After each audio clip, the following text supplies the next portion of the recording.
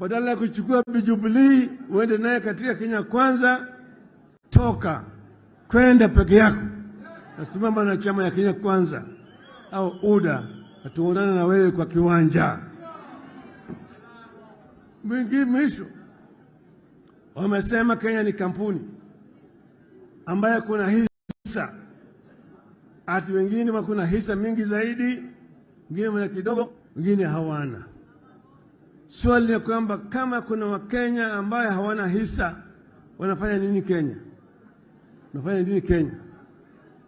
Kama hatuna hisa, unatutoza ushuru ya sababu gani? Wanasema tulipe 3% ya pesa yetu na nyumba waweze kujengea sisi. Tumesema ikiwa kama nyinyi mnasema mambo ya hisa, na tunataka Bwana Ruto atuambie mimi kama yeye anaunga mkono mambo ya Bwana Gachagua. Bwana Gachagua ndiye naibu wake.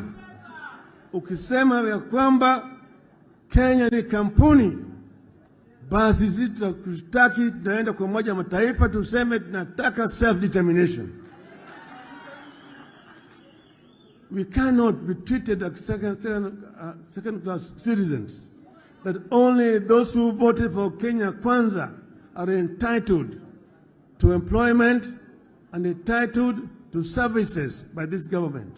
If that is the case, then the rest of Kenyans will ask for self-determination. Tumesema hao watu wamedhulumu Kenya zaidi. Kila siku wako kwenye runinga, wanapiga kelele, wanabweka kwa Kenya. Sisi kama Wakenya hatuwezi kutishwa.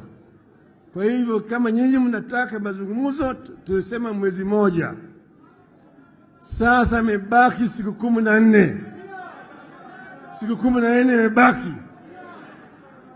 Kama yule kamati ya Otiende na yule mwenzake haiwezi kupata suluhisho kwa mambo matatu: mambo ya gharama ya maisha; pili, mambo ya saba; na tatu ni mambo ya vyama